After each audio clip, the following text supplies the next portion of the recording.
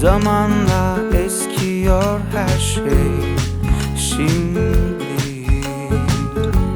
aylar sonda ışığın tükendi. Bitik bir gaz lambası gibi yanıp sönüyorsun zihnimde. Dönüş yok, izin yok. Zor olmalı yokluğum, kendimi kandırmam.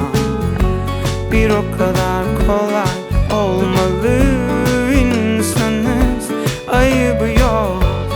Toz tutacak hevesin, geç kalmak ne demek öğreneceksin. Dönüş yok, izin yok.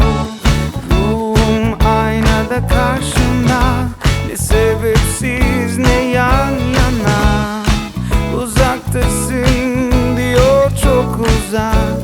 Baştan sona hüsran, ne günahkar ne pişman.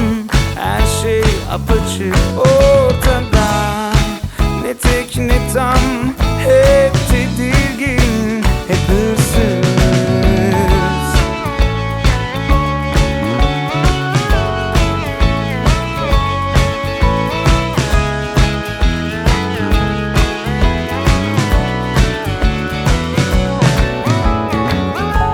Zor olmalı yokluğum, kendimi kandırmam.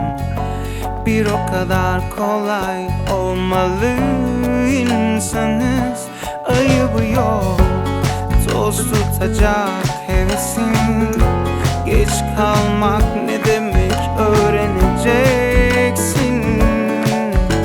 Dönüş yok, izin yok.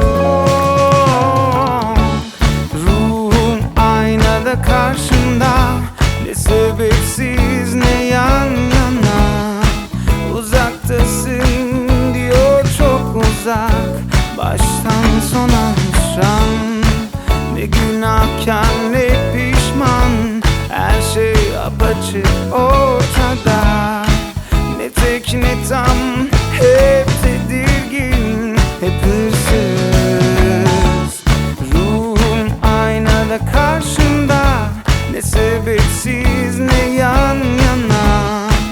Uzaktasın diyor, çok uzak.